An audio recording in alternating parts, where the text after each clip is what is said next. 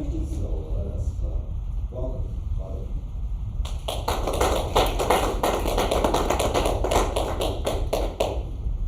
Well, good morning, everyone. Good morning. So first I have to confess, I kind of have to live into this a little bit today. I did all of this prayer and reflection, felt so good about this, and then last night when I went to bed, I was like, oh, it's all rubbish. It's not going to land, it's not going to mean anything to anyone.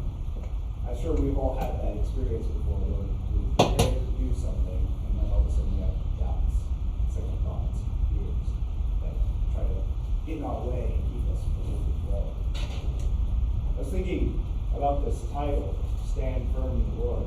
And I'm sure we've all had this experience before, right? Where maybe we're with coworkers, we're having a conversation with people, and the conversation starts to turn a little bit, let's just say, risque, or maybe a little bit negative, tearing other people down. And we feel that we should say something. But we think, place, or people won't like me, they'll turn away from me. And so we say no. Common experience? Of course. But then what happens when that conversation starts to turn towards people that we love? Maybe people that we respect. But now we start to feel a little bit more strongly, don't we? We feel maybe I should step up and say something. But then when it turns to someone that we love, people start bad-mouthing our wife, children, someone in our family. But then we have to stand up. Sounds very, very quiet. Speak up. Something about the fact that when we have a close relationship with others, we feel the need to stand up, protect, speak up. The more we love, the more courage we see in God. I was reflecting on that, and then I came up with this title right here, and it comes from St. Paul. First, let me just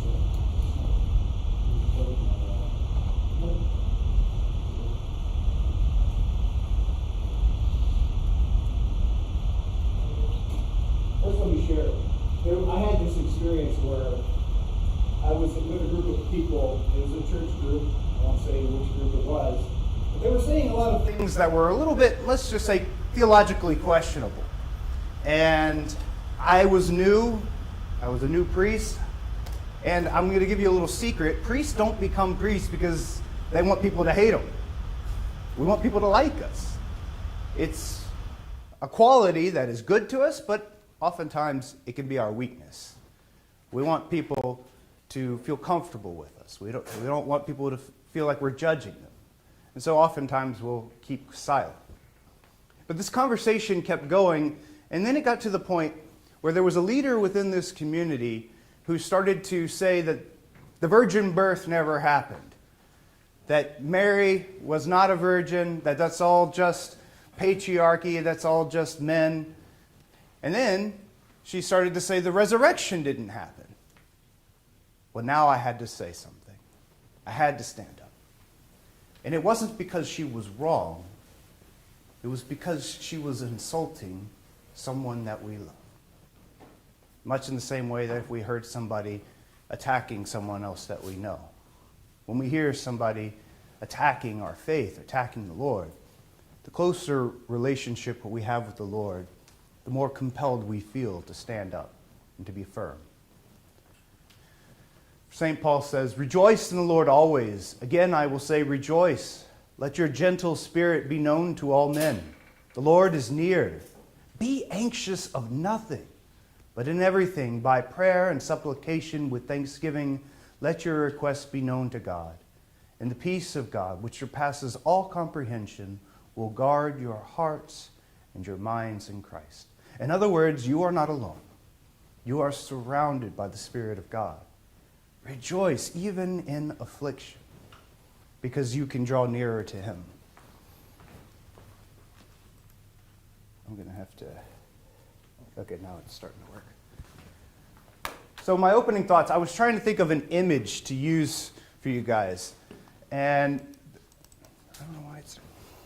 All right, technical problems. I'm just going to move this whole thing. Can you move this here? All right, here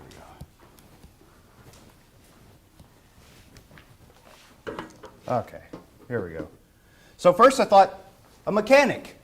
That might be something that resonates with a lot of men. Somebody who can have a plan, who can know how things work, and know how to fix them. Somebody who really likes things and how they operate. But then I thought, what about a successful businessman? That'll resonate with people. Somebody who knows how to lead others, knows how to provide for their family, knows how to be successful. But then I was thinking, maybe a rock star. Somebody who's mastered their craft and has won the respect and the esteem of other people. Someone who is adored by others. Then I thought maybe an athlete. I was like, now I'm getting closer. I mean, St. Paul used the image of an athlete, so can't be wrong. Somebody who knows how to work as a team. Somebody who knows how to be disciplined and be goal-oriented. But then I thought, no. How about a warrior? If you don't know, that's the movie Braveheart right there. Somebody who is willing to even lay down their life for something greater than themselves. There is fraternity. There is camaraderie. There is belief. There is self-sacrifice. And so this is the image that I want you to hold on to. But first, let's take a God's eye view. Let's look. First, let's just throw this out there. Why did God create? Anybody? Why did God create? Well, we read in Genesis, and I won't read the whole thing, but that last line, God saw that it was good. Why was it good? Why was it good? Anyone? Because God created. Because God created it, and God is good, right? And so what God creates is good. But did God need to create? Was there anything forcing God to create? No. God chose to create because God loves. God chose to love all things into being. But then God created man. And I do want to read this real quick. Then God said, let us make mankind in our image, in our likeness, so that they may rule over the fish in the sea and the birds of the sky, over the livestock and all the wild animals, and over all creatures that move along the ground. So God created mankind in his own image. In the image of God he created them. Male and female he created them. God blessed them and said to them, be fruitful and increase in number. Fill the earth and subdue it. Rule over the fish in the sea and the birds of the sky and over every living creature that moves on the ground. Then God said, I give you every seed-bearing plant on the face of the whole earth, and every tree that has fruit with seed in it. They will be yours for food. And to all the beasts of the earth, and all the birds of the sky, and all the creatures that move along the ground, everything that has breath of life in it, I give every green plant for food. And it was so. God saw all that he had made, and it was very good.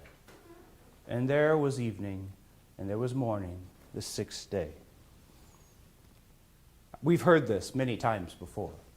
But how many times do we really reflect on its import, on what it means for us? Are there any ideas that really jump out at you in this reading? A little early in the morning. The what? The timing. The timing? Everything is kind of ordered. Has an order. Everything has an order, right. Anything else? Everything is good, so what about the reality of today where the green way is only good? Oh, yeah, like care for the earth and everything? Or yeah. Well, we'll get to that in just a minute. Notice that what did God give man? He gave him dominion. There's hierarchy in creation. There's order. There are days. Everything has its proper place and its proper time. And God saw that he created man and gave them dominion. And now it's not just good, it's what? Very good. So God created the world with a hierarchy, with a structure, with an order. And somehow we are a part of that. And that's what makes it very good. And the clue for what that means and where that comes from is in the beginning when he says, let us make man in our image, in our likeness. Well, what does that mean? Well, let's go back. What does it mean to be very good? And what does it mean to be in God's likeness? I mentioned earlier that God did not need to create. God chose to create and love. And God gives us the same ability. It's love. We, as human beings, have the capacity to love. And that somehow, that ability to love is tied in with God's giving us dominion. It's part of God's ordering of the world. And yet we know that you can't love if you're not free, right? Freedom is the gift that is unique to who we are, and it's tied up to who God is.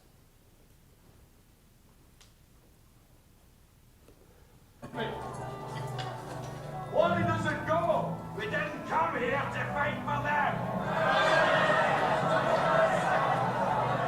Oh, the English are too many.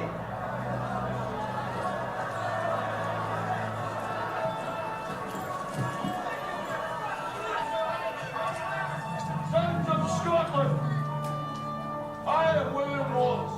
William Wallace is 7 feet tall. Yes, I've heard. Kills men by the hundred. And if he were here, he'd consume the English with fireballs from his eyes and bolts of lightning from his arse. I am William Wallace. And I see a whole army of my countrymen here in defiance of tyranny. You've come to fight as free men. Free men you are. What will you do without freedom? Will you fight? Against that? No! We will run! And we will live. Alright? Fight and you may die. Run and you'll live. At least a while. And dying in your beds many years from now, would you be willing to trade all the days from this day to that for one chance, just one chance, to come back here and tell our enemies that they may take our lives, but they'll never take our freedom?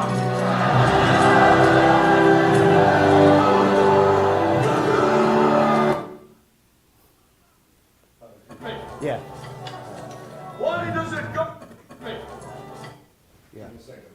Okay. They're buffering here. Technical issues. Why is it? Okay, here we go. So, Okay. you good? Okay. So freedom. Freedom, if you think about it, is a supernatural gift. Everything else in the created world has no choice to do what it does. But we as human beings, we believe that we have this unique ability to make choices. That means that we are directed by nothing other than ourselves, by our own desire or our own choice. That we are not compelled to do what we do. Everything else, you can study the science behind why it does what it does. But there's a mystery to who we are. Then somehow that makes us more like God than like everything else in the created world. And so it's proper and it's right that we have dominion. But what does that mean? From the Catechism, we read that by free will, one shapes one's own life. Human freedom is a force for growth and maturity and truth and goodness. It attains its perfection when directed towards God. In other words, you'll often hear people say things like, well, I couldn't help myself. Or I did this because I had a bad childhood. Or because you can give all lists of excuses, but what are people really doing when they give you these reasons but denying their own freedom? By saying, it wasn't my choice. They deny their own agency. Oftentimes when we fall into sin or we fall into our own weaknesses or our own lower desires, we not only choose a lesser good, but we deny what makes us in the image and likeness of God. We deny the greatest gift that we have. And so how do we latch on to that? How do we make sure that our lives are in the proper order?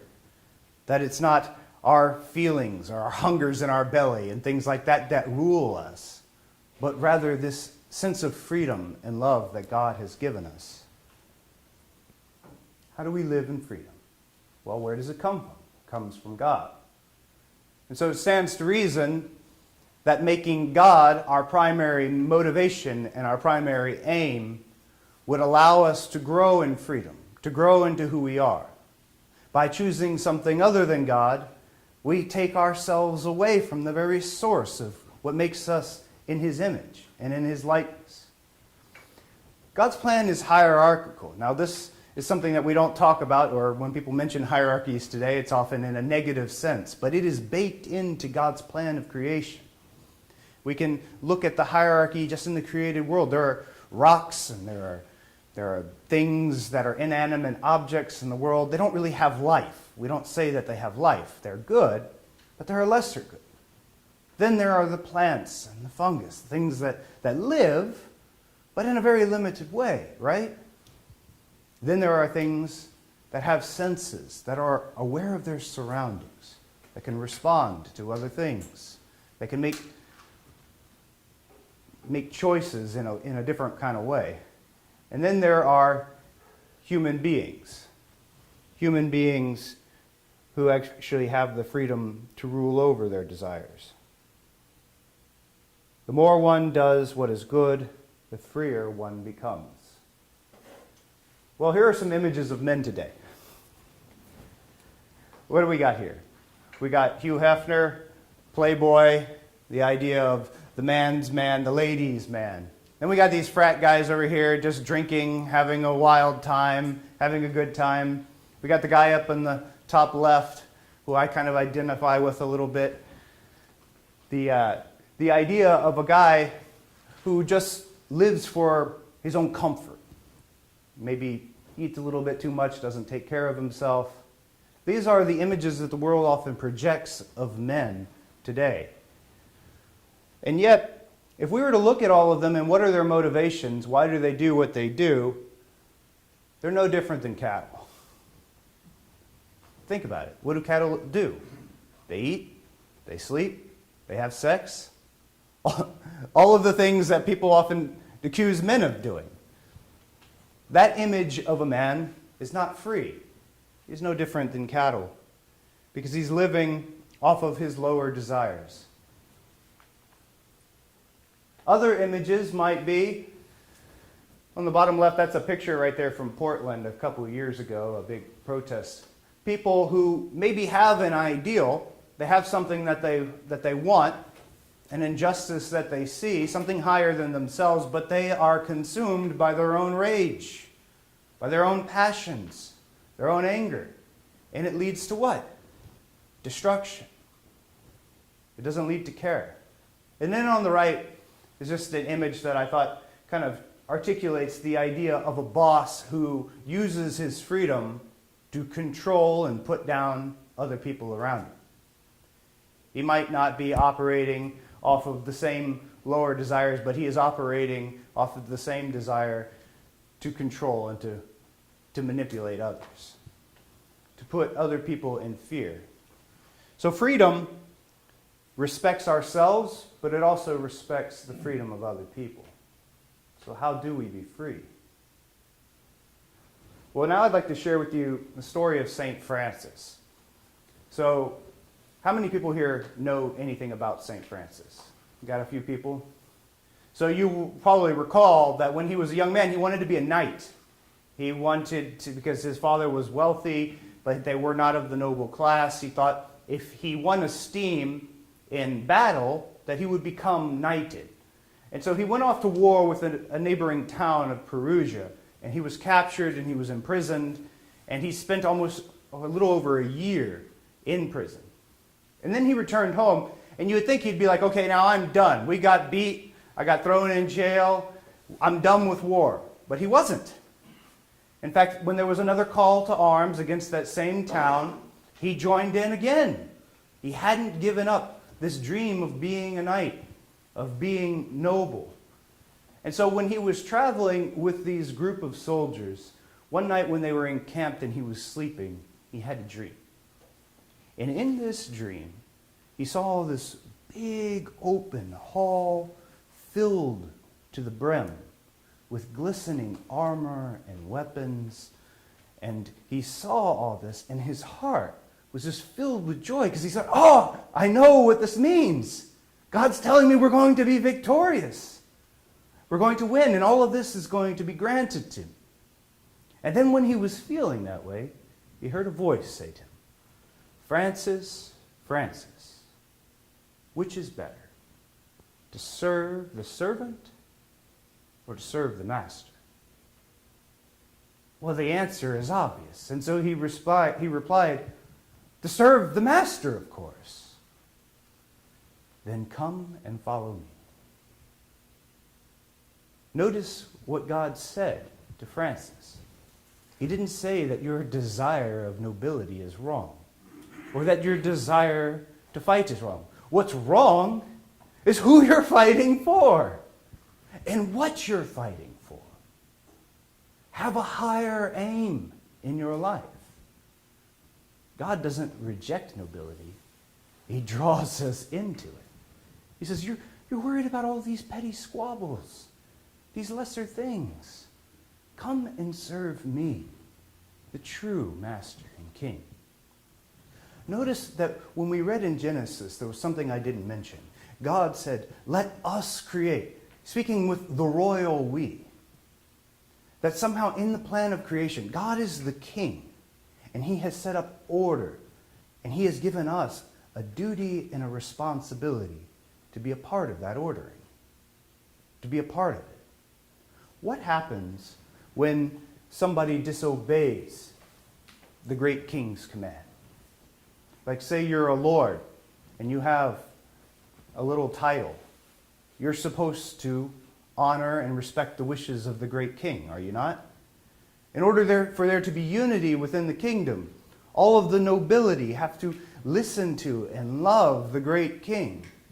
But if some local lord were to decide that he's going to use his privileges and his titles for something of his own accord, for his own gain, all of a sudden now you have all of these different little lords with their own desires, their own ambitions, and they start to what? They start to fight against each other. They start to rebel. In other words, when we turn away from God, when we turn away in favor of ourselves, something happens not only to us, but something happens to all of creation. And thus, as people of faith, we say that we believe that something fundamentally shifted when our first parents sinned, when they turned away from God. Not only did something happen within their own heart, but all of creation suffers. And we can see that today, can't we? That the more corruption and greed that we have, it doesn't just affect ourselves, it affects the environment and the world around us. Other people, but even the earth. Think of pollution. Think of all of the things that we have done to the earth when we exploit it for our own gain. God gave us freedom as a title. God gave us freedom for a purpose. It is to be a part of God's great ordering of the world. And when we turn away from him, not only do we suffer, but everyone does. And so it's to be called to a higher nobility, not a lesser one. So what do we do now that we're stuck here, right? Now we're like, okay, I understand this. I should put God above everything else. I understand the effects of when we turn astray or when we allow our own greed to rule over our lives. I understand it, but it's hard to live it, isn't it? Right? Well, we have a great medicine. We have a Spirit that promises us that it will enter into us whenever we call upon the Spirit of Christ. And He will give us the grace and the ability to be able to overcome it, to move through it. By His death and resurrection, Jesus not only forgives us of our sins, but He breaks the very chains of death itself. There is nothing too powerful for Christ to conquer. By allowing the Spirit of God to dwell within us, we are drawn closer to that Father, and we can put things in right order, not just in the world around us, but right order within our own hearts, to begin to learn to cooperate with this grace. And the more we grow in inner freedom and confidence under trial. How do we cooperate with the Spirit? Character training. So there's a difference between education and character training. Oftentimes in education, we'll find what people are good at, right? Somebody has a proclivity towards music. We'll say, okay, we'll enroll you in music school. Or if you're a good artist, we'll enroll you in art school. If you're a good athlete, we'll enroll you in sports. We look at what's good in somebody and we try to educate and build and expand on that. Character development is a little bit different. In fact, it looks at the whole person. And whereas education might focus on our strengths, character training, you guessed it, focuses often on our weaknesses. That should be the thing that we don't run away from, but we should step towards. And so the first step is always to identify our greatest weakness. And I was reading, Bishop Sheen says that if you have a hard time knowing what your greatest weakness is, what's the thing that makes you really, really, really ticked off when somebody accuses you of it? Oftentimes it's the thing that we rebel against, the thing that we don't want to think about, the thing that, I'd rather think about that later. I'll put it aside. That's the thing that we should probably be paying the most attention to. So identify your greatest weakness, and then what? Combat it. You're a warrior. God has given you freedom and nobility. God has a plan for you.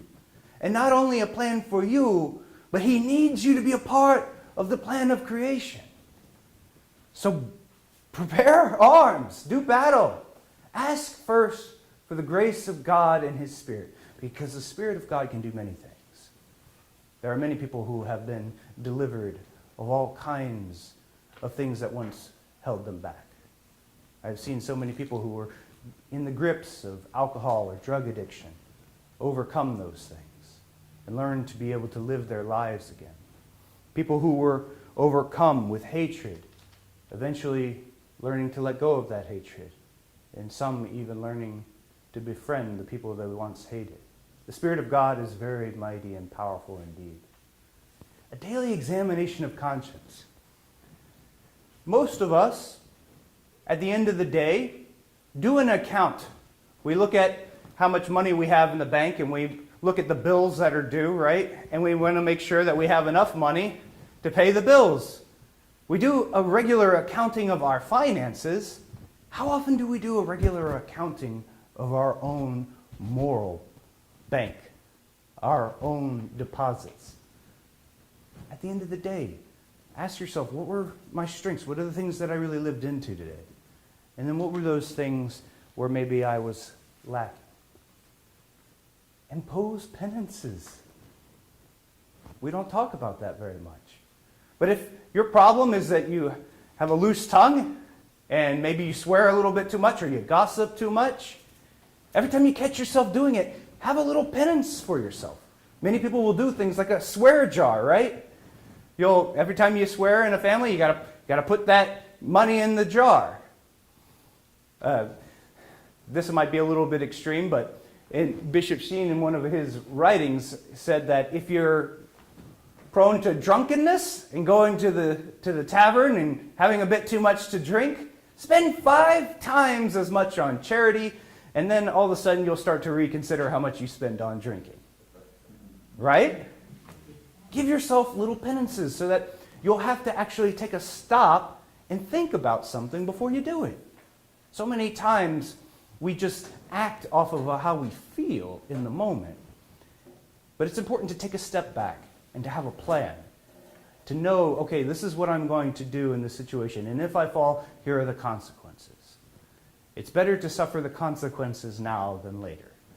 And ultimately, it's about learning and reshaping who we are. It's about cooperating with the Spirit of God to free us from the things that hold us back. And then finally, and this is probably the most important one, make your fault your strength. That is the great power of the Holy Spirit. It is the promise of the cross. We as people believe that through his weakness, Jesus defeated sin and death. Through his humility, through his great love and self-sacrifice. That is what defeats the evil in the world. And so should we not expect the same thing for ourselves? That this is what God does. He takes oftentimes what is our greatest weakness and makes it our biggest strength. And that's the reason why, by the way, oftentimes we want to avoid our weaknesses. Why we want to avoid confronting them. Not because they put us down, but because if we confront them, if we really did tackle them, imagine what you would become. Imagine how great you would be. The world wants to put us down to keep us back. God wants us to be humble, to lift us up. So vice and virtue. Goodness is not passivity.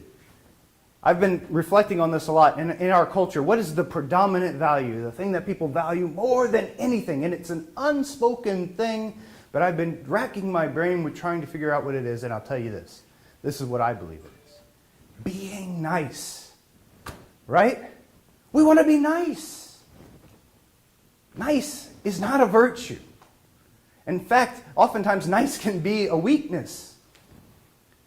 Put it this way. If you never committed a crime, is it because you're virtuous or is it because you're too chicken to do it? Most of us don't have the gumption that it would take to rob a bank. Most of us don't have the strength of spirit to commit many crimes. That is not a virtue. A virtue is when you have the ability to do it and you don't. When you have the strength, but you use it for something else. Father Bob talked about that, I think, a couple of months ago in his homily, with the idea of meekness and what does that mean? What does it mean to be meek? The word that's used for meekness is actually used, the same word, to describe a war horse and a soldier. Someone who has a ferocity of strength and spirit, but is docile and obedient in behavior. Because that is a true warrior. Someone that you should fear, but also someone that you can respect. Someone who's not domineering.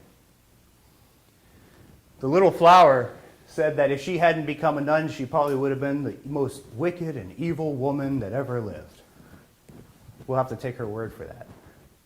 Moses, on his part, was said in the book of Numbers to have been the most meek and gentle of all spirits. Well, if you ever read the Bible, Moses was not all that meek, especially in the beginning of his life. In fact, the reason he was on the run from Pharaoh is for what?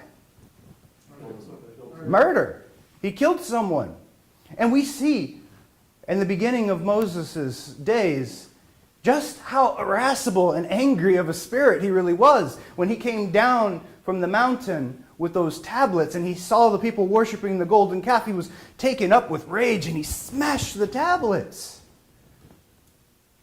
Moses was an angry man, given to fiery temper. And by cooperating with God, he became the meekest and most gentle of spirits. God takes oftentimes what we're struggling with and turns it into our strength. Story of Glenn Cunningham. I don't know if you've heard the story of him, but when he was a young child, he was caught up in a house fire, and his legs were severely burned, and they said that he would never walk again. And so he began to do what? He began to exercise his legs, rubbing them, moving them, finally getting motion back in them again, then learning to walk again, then learning to run again. And he became known as a great long-distance runner. A man who was once told he could never walk became a great athlete. Oftentimes, our weaknesses can become our greatest strengths if only we would pay attention to them. When we fall, we have two options: stay down or get back up. And no better example of this than is there of Jesus in the cross, falling more than once and getting up. He had a goal. He had a vision, and he was willing to enter into that suffering for a greater glory. Evil is not driven out, but it's crowded out by good. I don't want to leave you with the impression that this is all about just focusing on our weakness or focusing on our sins, but rather, what can we replace them with? I like that image. Evil is not driven out, but crowded. As the Lord said, you can drive out a demon, but it'll come back sevenfold, right? He'll get his buddies, and 7 more demons will come back. Make sure there's no room for them. Fill up your life with virtue. Fill up your life with discipline. Fill up your life with good things of God. One of the things that recovering alcoholics have to learn is that they like drinking. Drinking does something for them. It fills some kind of void. And so they have to find something that's better. Something that actually does what they're hoping the drinking will do. Right? So you have to crowd it out with love. Love of God is our motivation, our aim, and discipline is merely the means of making room for that. And so I'm just going to leave you with some action items here. So personally, first thing to consider here is look for what's worst in you so that you can grow, so that you can turn that weakness into a great strength. But when dealing with others, it's the opposite. Look for what's best in them and call it forth. Don't focus on the negative and putting other people down, because after all, we have been given freedom, but that also means that others have been given freedom. That also means that other people are drawn into God's plan of dominion over this earth. And so we want to call that forth in them, to give them encouragement. Seek to place God above ourselves. Fear the loss of God more than the esteem of others. Oftentimes we'll find ourselves, I'd like to say something, but I don't want people to think negatively of me. But as I said earlier, when you have a close relationship with someone, all of a sudden your courage really comes and shines forth. Through prayer, through having a constant relationship with the Lord, knowing Him personally in your life, well, then it becomes a lot easier for us to stand up for Him, right? Because we know Him. And so when we see things that are going against God, when we see things that are an assault against His creation and the dignity of other people, we can't help but stand up because we love Him and we want to honor Him. Make a personal inventory. And I mean this. Write down the 10 things that you value the most in your life. What are your greatest values? Write those things down and then put them in order. Most important to least important. That'll be your homework assignment, all right? And then I want you to write down your weekly routine. Calculate how much time did you spend on each thing. Do those 2 lists match? And if they don't, maybe we need to do some restructuring. Cut some things out. I don't know how many times I've heard from people preparing for marriage or maybe baptism, telling me, Father, I wish we went to church more often. I'd like to go more often. Oh, would you? Because we have plenty of opportunities. What is getting in the way? And I believe them. I don't believe, some people say, oh, Father, they're just blowing smoke at you. They're just telling you what you want to hear. But I believe them because every heart yearns for God. all of us truly desire to have God enter into our lives and to restructure us, to bring us forth, to give us the dignity that he was created us for. Everyone really wants that. And so I believe them when they say that. They just don't know or have the discipline to actually schedule God into their life. How many of you are married? Most of you are married. And so do you have regular date nights or anything like that in your life? Does it work out? Oftentimes when I first joined the Franciscans, I thought, prayer shouldn't be mandated. Fraternity shouldn't be. We should just want to do it, right? We should just want to be with each other. We should just want to pray. But then life happened, and I learned, no, you got to schedule it in. Because oftentimes we go about our lives just operating in the moment and how we feel. I really like to pray, but I'm tired, or I've got this other thing that I need to do. And so if we don't have a plan, if we don't have structure, we can easily not do the things that we would want to do. And we end up filling it up with a bunch of stuff that means nothing to us. You gotta have to take a step back and realize that God gave us dominion over our lives as well.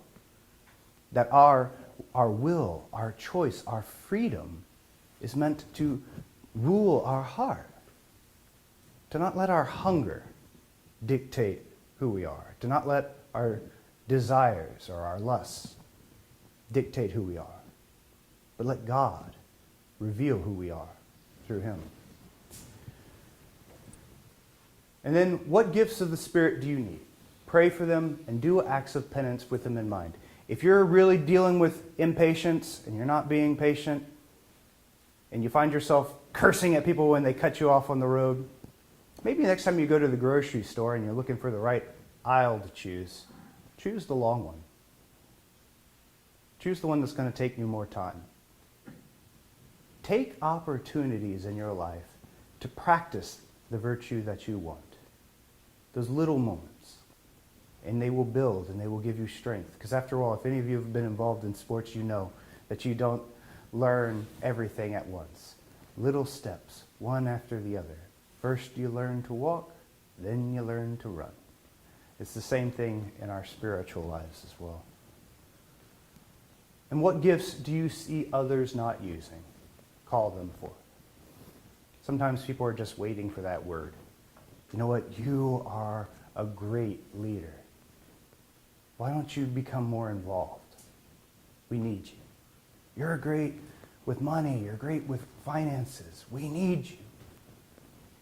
You have a great gift of prayer. We need you. Call forth the gifts in other people. Because this is what the freedom of God is. And this is how the gift of freedom in God is different than the gift of freedom seen in the world. That God gives away his power and dominion. God gives us strength. He wants us to be emboldened and ennobled by him. And he wants us to do the same for others. The world uses its own power to control and to gain for itself. God, as seen on the cross, gives away his power, gives away his love, so that we can share in it. That is how we treat others. So those are my thoughts for you today, and I think we're running at the end of time. So maybe, do we usually do questions or anything like that? Or? Yes, let's thank Yeah. Father All right, Clifford yeah. first.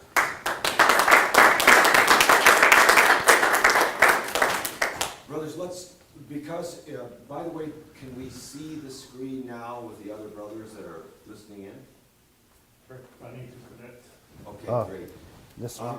Why don't we just have a general conversation, just time to ask Father Clifford or questions or make some comments, and just build on what he said and see how it can apply to us more fully. So, anybody wants to make a comment on what struck them from this talk that would be useful for us, for you?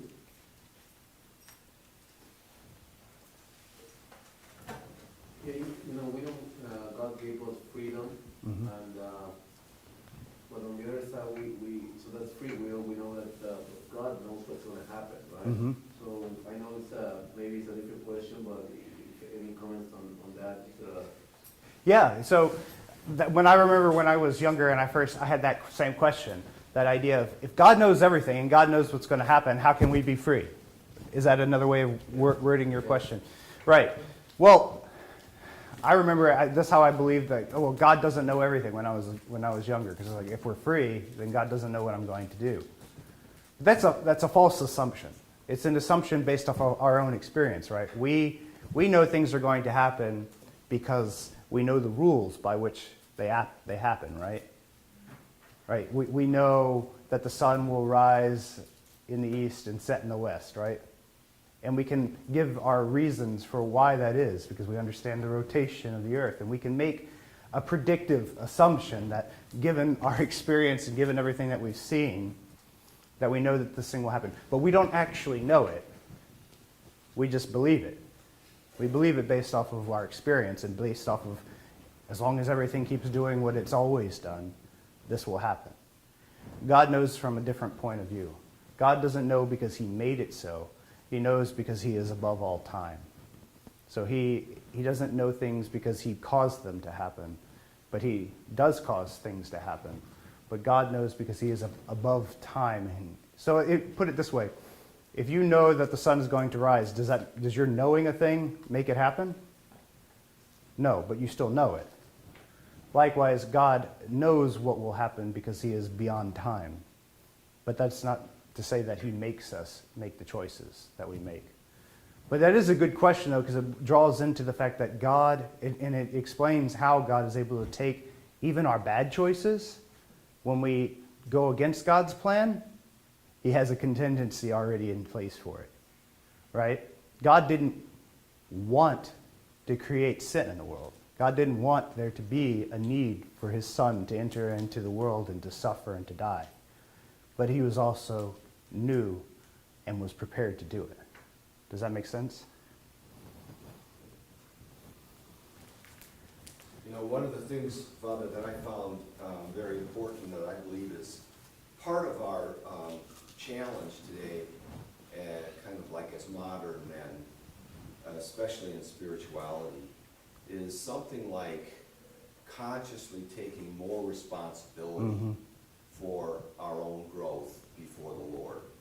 That is to say that we need to look at ourselves and not just avoid things and say, in all realism, this is a weakness. I need to recognize it as a weakness, but I'm not supposed to sort of like make my peace with the weakness. Right. I'm supposed to overcome it. Right. With grace and through wisdom and through the support of the brothers. I feel like one of the senses that I get in our culture right now, honestly, I think that the COVID experience is doing something to our psychology. And what I would say it's doing a lot is it's creating in us a sense of helplessness or a sense of we can't really be in charge of our own lives. And I think that we need to fight against it. We can still grow in holiness. We can still be effective in impacting others, giving witness to Christ. But we need to fight against kind of like this sense that everything is out of control. But we're not out of control if we're in the Spirit. We can take responsibility and we can build and grow as the Lord gives us strength to do it if we cooperate with his grace. Yeah. One second, Yeah. let me make sure that they, were you able to hear what Paco was talking about? Anybody can confirm? Rob, Keith, can anybody confirm that you guys heard the question from Paco? Yes, I can hear it. Excellent, Okay. thank you. Yeah, we can hear you. Yeah, that's and you know, the interesting thing is the further away we get from God, the more people don't believe in God. The great irony is that people say, okay, we're free of God now. Yeah. But the problem is that if you don't have God, you don't have freedom. You know, so many people are still operating off of this belief that somehow that they are free to make their own choices and that they're responsible for their lives. But freedom is a supernatural gift. If you think about it, And actually, many atheists will tell you, you're not free, you're just an illusion, right? You know, your thoughts and your desires are really all just programmed and chemicals happening within you. You just don't really know that you're not free. It's an illusion. So the attack on God very quickly turns an attack on man himself. So by turning to God, not only do we find the greatest good, but we also find our own nobility. First, Father Bob, I think your hand went up first. And Father, will you just please speak up so that people can hear you? Please, I'm not sure. No, they're live for the YouTube broadcast. Or if you can do it from the corner over there so they can see you, I'll appreciate that. Thank you.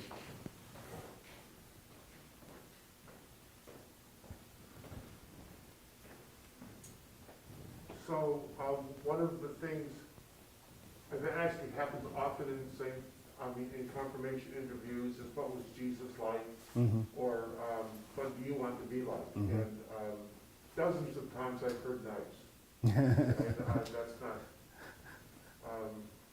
not adequate. But there's another thing, and it has to do with freedom. I mean, how are we using our freedom? So one of those other things that I notice, and about every time I hear it, which is often I cringe a little, is somebody just did something,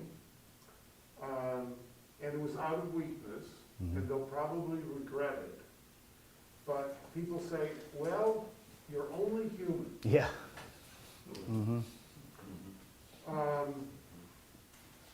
That's a poor, that's not this understanding of freedom, you know. That's a lower understanding of freedom, I mean, of humans being more like cattle. Yeah. I mean, no, being human means you have access to supernatural power, not to do what many would do. I know sometimes people are saying it compassionately and, you know, trying to encourage them, and I don't want to discount that as meaningless, but words mean something. I mean, Jesus was fully human. yeah, I mean, I was going to say, I mean, humans died on the cross out of love, you know. Yeah. I mean, Yeah, and there's a great Franciscan, I guess, theologian / philosopher who's blessed. I'm hoping one day he'll become a saint, but he was in the medieval ages named Blessed John Duns Scotus, who coincidentally was also Scottish. But he argued this idea of freedom. And it was interesting, one of the things he pointed out is that oftentimes people think that freedom is being able to do what you desire, right? But freedom is actually most perfectly exemplified in the ability to do the thing that you don't desire. Because think about it, you want to do it. Your body is like moving you to do it. You know, it's compelling you to do it. Everything in your being says, do it. But freedom is the ability to say no. That is freedom. That is a supernatural gift. Father Clifford, could it be that because at the end, what we're supposed to give is our will to God? Do you think the two are connected? Because that's what Absolutely. Often missed. Yeah. In order to become saints, the one thing you need to give is your will before, and you're not giving it to somebody, you know, ethereal, but actually to God, so that you can become one. So I think that's also missing of a part of the puzzle. No? Absolutely. And, you know, you'll often hear people say, and this was, you know, in my younger days, I would have probably said something like this too, but like this idea of giving your will to God and making God the supreme in your life, it sounds, in the ears of most people, that sounds like you're making yourself debased. You're putting yourself down. You're putting someone else over you. Be free, man. Right? But here's the truth. Everyone has a master. You get to choose your master. Would you rather your master be the one who gives away his power and gives away his love to ennoble and embolden and give life? Or would you rather your master be something that has no care for you at all? Your own desires, your own passions, your own political party, whatever it may be. Everyone has a master, but you get to choose your master. Choose wisely. I think John had a question. Oh, yes. So it's part question, part observation or takeaway is the idea of strength and docility, strength and gentleness, Mhm. I guess. That they're not mutually exclusive. Mhm. And, so, yeah, it's more of probably a takeaway that I think we can all, we often mistake the fact that there is strength in being gentle. Freedom. You have the freedom to resist being arrogant. Mhm.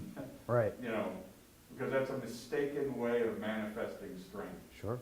And the comment in the action items about, I think the first one was, I'll translate it, was to me, Yeah. was understand others. Yeah. We need to take more time to understand others. Mm. Yeah. So, just a couple observations and takeaways. Yeah. Yeah, you think of the people that we admire, the people that we follow and respect. They're people that usually have a very commanding presence, and you can imagine that if they didn't have their stuff together, they could probably be tyrants. We've probably had bosses like that, all right, or somebody in our life where if they made different choices, they could be very domineering. But because they've made the right choices, they become great leaders and inspiring. And that's who Jesus is, right? Though he was in the form of God, he did not deem equality with God something to grasp at, but rather took on the form of a servant. So the mighty power of God takes on this lowly form. Strength under control. I was very struck, Father, by the amount of moments when you said, do some kind of penance. Mm-hmm. I don't think penance is very popular No. in our culture right now. To actually do something that would be self-disciplining or somehow you would deprive yourself of something.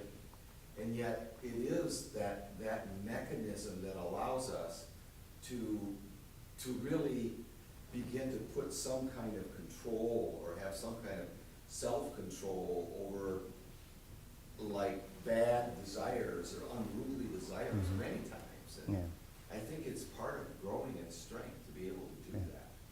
Yeah. And yet people do it. It's ironic. When you want something, like I'm amazed at what my daughters will do to look good, Yeah. and the sort of penances that Oh, they yeah. will do What they deem look good. to look good. Yeah. Hours, Yeah, and guys, same thing. They go to work out. It's not just to work out. It's to kind of have this kind of look. Right. And they're willing to sweat and do all kinds of things to make sure that they have this beautiful form. Right. But it's very, of course it's very, it's full of vanity. Right. But I think that it's something that as a Christian men, I think that we ought to really examine whether we don't need some of that sometimes. Yeah. So I mean, that we can be yeah. strong. Yeah, Jesus said prayer and fasting. I mean, he did. Every time, I mean, I've only been a priest for 4 years, but every time Lent comes around, I always hear people say, it's not just about giving things up, it's about doing good works. And I was like, yeah, but it is about giving things up too. Like, let's not forget that part. And you do it with your children. I'm sure there are consequences for the actions. Why do we do that? So that they learn from, right? Because if it works for them, it works for us too. I think, In this way of freedom that you're talking about, freedom is free from God. So what does it mean when we go to war to set someone free? And Yeah. we claim that freedom is not free, and we set them free, but do we really understand what we're doing?